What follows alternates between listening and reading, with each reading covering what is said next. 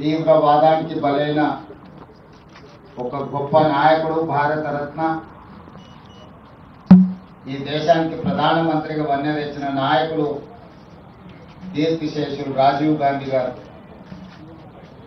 వారిని స్మరించుకోవడం, తీవ్రవాదం మీద పోరాటం చేయడం అనేది ప్రతి భారతీయుడి యొక్క లక్ష్యం.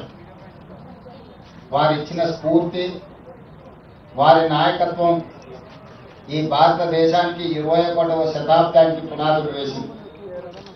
సాంకేతిక నైపుణ్యంతో పాటు ఆర్థిక సరళీకృత విధానాలకు ఆద్యం పోసి ఆర్థిక సరళీకృత విధానాలతో దేశాన్ని బలమైన ఆర్థిక దేశంగా నిలబెట్టడమే కాకుండా యువతకు 21 సంవత్సరాల ఓటు హక్కు ఉంటే వయస్సు తగ్గించి 18 సంవత్సరాలకి ఓటు హక్కు ఇచ్చి ఈ దేశంలో రాష్ట్ర ప్రభుత్వాలను, కేంద్ర ప్రభుత్వాలను ఏర్పాటు చేయడంలో యువతకు కీలకమైన బాధ్యతను అప్పచెప్పిన ఒక గొప్ప నాయకుడు రాజీవ్ గాంధీ గారు.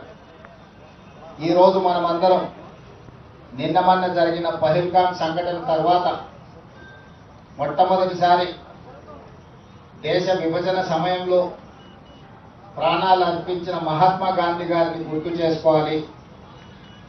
ఆ తర్వాత 1971లో పాకిస్తాన్ మన మీద పెత్తనం చెలాయించాలి అంటే ఆనాటి ప్రధానమంత్రి, ఉక్కు మహిళ శ్రీమతి ఇందిరాగాంధీ గారు పాకిస్తాన్కి బలమైన గుణపాఠం చెప్పడమే కాకుండా పాకిస్తాన్ని 2 ముక్కలుగా చీల్చి బంగ్లాదేశ్, పాకిస్తాన్ దేశాలుగా ఏర్పాటు చేసి శాశ్వత గుణపాఠం పాకిస్తాన్ ప్రభుత్వాలకు, పెద్దలకు చెప్పడం జరిగింది. ఈ రోజు కూడా దాదాపుగా 54 సంవత్సరాల తర్వాత కూడా ఈ దేశంలో తీవ్రవాద అంశం ప్రస్తావనకు వచ్చిన, ఈ దేశం మీద పక్క దేశాలు దాడి చేయాలనుకున్నప్పుడు తీవ్రవాదుల ముసుగులో, అంతర్జాతీయ ఉగ్రవాదుల ముసుగులో ఈ దేశ పౌరుల మీద దాడి చేసినప్పుడు వాళ్ళని నిర్మూలించడంలో శ్రీమతి ఇందిరాగాంధీ గారే మనకు ఆదర్శం. ఈనాడు మరొక్కసారి ఒక బలమైన నాయకత్వం, ఉక్కు మహిళను దేశ ప్రజలందరూ, దేశ ప్రజలే కాదు ప్రపంచం ఈరోజు వారిని గుర్తు చేసుకున్నారు. ఆనాడు పాకిస్తాన్ మీద యుద్ధం జరిగినప్పుడు అమెరికన్ ప్రెసిడెంట్ శ్రీమతి ఇందిరాగాంధీ గారికి అమెరికాలో సూచన చేసి మేము మధ్యవర్తిత్వం వహిస్తాము అని చెప్పి, మీరు యుద్ధాన్ని ఆపాలి అని చెప్పినప్పుడు విస్పష్టంగా మీకు తెల్ల రంగు ఉన్నది కదా అని చెప్పి మా మీద పెత్తనం చెయ్యాలనుకుంటే భారతదేశం సహించదు, మా దేశం యొక్క సమస్యను, మా భద్రతను మేమే కాపాడుకోగలుగుతాం, మా దేశాన్ని మేము రక్షించుకోగలుగుతాం, మాకెవ్వరి సూచనలు, ఎవరి మధ్యవర్తిత్వం అవసరం లేదని విస్పష్టంగా ఆనాడు శ్రీమతి ఇందిరాగాంధీ గారు చెప్పడం జరిగింది. కానీ పహల్గాంలో జరిగిన సంఘటనలు మీరు చూసి మేమందరం అండగా నిలబడ్డాం. కేంద్ర ప్రభుత్వానికి, ప్రధానమంత్రి గారికి సంపూర్ణంగా మా నాయకుడు మల్లికార్జున ఖర్గే గారు, మా లోక్సభలో ప్రధాన ప్రతిపక్ష నాయకుడు రాహుల్ గాంధీ గారు, సోనియా గాంధీ గారు, భారతదేశం మొత్తం కాంగ్రెస్ పార్టీ శ్రేణులు కేంద్ర ప్రభుత్వానికి అండగా నిలబడి మన వీర జవానులను, పాకిస్తాన్ మన మీద కాలు దువ్వుతే శాశ్వత గుణపాఠం చెప్పమని అండగా నిలబడ్డాం. దురదృష్టవశాత్తు కేంద్ర ప్రభుత్వం వెనకడుగు వేసింది, వచ్చిన అవకాశాన్ని సద్వినియోగం చేసుకోకుండా. అమెరికా ప్రెసిడెంట్ ఒత్తిడి తీసుకొచ్చినా, నేను యుద్ధాన్ని ఆపినా, లేకపోతే ఆర్థిక ప్రయోజనాలు నేను దెబ్బతీస్తానికి బెదిరిస్తే భారతదేశం లొంగిపోయిందని చెప్పి ట్రంప్ ప్రకటించే పరిస్థితి వచ్చిందనంటే ఈ దేశంలో నడుస్తున్న ప్రభుత్వం ట్రంప్ ఒత్తిడికి లొంగిపోయిందని విస్పష్టంగా ఈరోజు ప్రజలు భావించవలసిన పరిస్థితి వచ్చింది. మీరు విజయం సాధిస్తే, మీరు పాకిస్తాన్ ఓడిస్తే, మీరు తీవ్రవాదాన్ని అణిచివేస్తే ప్రపంచమే మీకు గొప్పగా స్వాగతం పలికేది, అభినందించేది. కానీ గొప్పల కోసం మీ నాయకత్వం, మీ పార్టీ శ్రేణులను వీధుల్లో తిప్పే పరిస్థితి వచ్చిందంటేనే నైతికంగా ఈరోజు ప్రజలకు మీరు జవాబు చెప్పవలసిన పరిస్థితులు ఏర్పడ్డాయి. ఈరోజు 100% అండగా నిలబడ్డ కాంగ్రెస్ పార్టీని, రాహుల్ గాంధీ గారిని నిందించడం ద్వారా తమ చేతగాని తనాన్ని కప్పిపుచ్చుకోవాలని బీజేపీ నాయకులు ప్రయత్నం చేస్తున్నారు. కేంద్ర మంత్రిగా పనిచేస్తున్న కిషన్ రెడ్డి గారు విచక్షణ కోల్పోయింది. రాహుల్ గాంధీ గారి గురించి తప్పుడు మాటలు మాట్లాడుతున్నారు. మొట్టమొదట క్యాండిల్ ర్యాలీ తీసి అమరులకు నివాళులు అర్పించింది తెలంగాణ ప్రభుత్వం.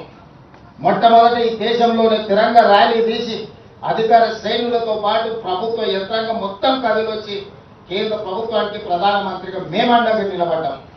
ఆ రోజు కిషన్ రెడ్డి ఇంట్లో దుప్పటి కప్పుకొని పడుకున్నాడు. కేంద్ర మంత్రిగా ప్రధానమంత్రిగా అండగా నిలబడాల్సిన కిషన్ రెడ్డి ఇంట్లో పడుకుంటే తెలంగాణ రాష్ట్ర ముఖ్యమంత్రిగా తెలంగాణ 4 కోట్ల ప్రజల తరఫున ప్రధానమంత్రి నరేంద్ర మోడీ గారికి కేంద్ర ప్రభుత్వానికి మన బలగాలకు మేము అండగా నిలబడి వేలాది మంది మేమున్నాం, నీకు తోడుగా నువ్వు యుద్ధం చెయ్యి అని మేము చెప్పినాం. ఆ రోజు కిషన్ రెడ్డికి అభినందించడానికి నోరు రాలేదు. కానీ ఈరోజు చేసిన తప్పులను కప్పిపుచ్చుకోవడానికి మీ గొప్పలు మీరు చెప్పుకుంటే మాకు అభ్యంతరం లేదు. మీరు గొప్పవాళ్ళో కాదు ప్రజలు నిర్ణయిస్తారు. కానీ రాహుల్ గాంధీ గారిని నిందించడం ద్వారా మీ చేతగానితనం స్పష్టంగా కనిపిస్తుంది. ఈ చేతగానితనం మాటలు మాట్లాడడం మానేసి తీవ్రవాదులకు గుణపాఠం చెప్పేదానికి ఆలోచన చేయండి. ఆ తీవ్రవాదాన్ని అణచివేయడంలో, దేశాన్ని సమగ్రతను కాపాడడంలో మహాత్మా గాంధీ గారు, శ్రీమతి ఇందిరాగాంధీ గారు, శ్రీ రాహుల్ గాంధీ గారు అసూలు బాసిలు. వాళ్ళ రక్తం ఈ దేశాన్ని పవిత్రం చేసింది, పునీతం చేసింది. వారి నుంచి స్ఫూర్తి తీసుకోవాలి. ఈ రోజు రాజకీయాలకు అతీతంగా రాజీవ్ గాంధీ గారికి అందరూ నివాళులు అర్పించాలి. ఈ దేశ అభివృద్ధిలో వారి పాత్ర మరవలేనిది. ఈ రోజు ఇక్కడ ఒక పక్కన తెలంగాణ సాధించిన అమరవీరులు, ఇంకొక పక్కన దేశ సమగ్రతను కాపాడిన అమరవీరుడు రాజీవ్ గాంధీ గారి విగ్రహం, ఆ పక్కన శ్రీమతి ఇందిరాగాంధీ గారి విగ్రహం, ఆ పక్కన పివి నరసింహారావు గారి విగ్రహం. ఈ ప్రాంతంలో స్ఫూర్తినిచ్చే ప్రదాతల యొక్క సమూహం ఇక్కడ ఉన్నది. వారందరినీ అదేవిధంగా నిలువెత్తు అంబేద్కర్ ఇక్కడనే ఉన్నాడు. వీళ్ళందరి ఉండే ప్రాంతంలో రాజీవ్ గాంధీ గారి విగ్రహాన్ని పెడితే సంకుచిత స్వభావం కలిగిన కొంతమంది రాజకీయ నాయకులు కువిమర్శలు చేస్తున్నారు. వాళ్ళ పట్ల జాలి చూపించడం తప్ప మేము ఏమి అనము. వాళ్ళు కూడా వచ్చి భారతరత్న ప్రధానమంత్రిగా పనిచేసి దేశానికి వన్నె తెచ్చిన రాజీవ్ గాంధీ గారికి నివాళులు అర్పించాలి. ఈరోజు దేశమంతా మళ్ళొకసారి శ్రీమతి ఇందిరాగాంధీ, శ్రీ రాజీవ్ గాంధీ గారిని గుర్తు చేసుకుంటున్నారు. నిన్న మొన్న జరిగిన యుద్ధంలో మన పరిస్థితి ఎట్లున్నదో నేను ఎక్కువ మాట్లాడదలుచుకోలేదు. దేశ ప్రజలందరూ కూడా నిశితంగా గమనిస్తున్నారు.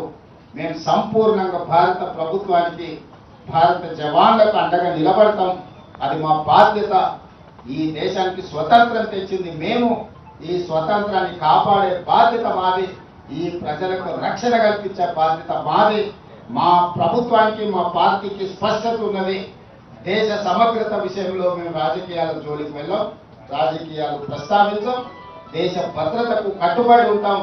అవసరమైతే ప్రాణ త్యాగాలు చేసిన చరిత్ర ఈ పార్టీకి ఉన్నది, గాంధీ కుటుంబానికి ఉన్నది.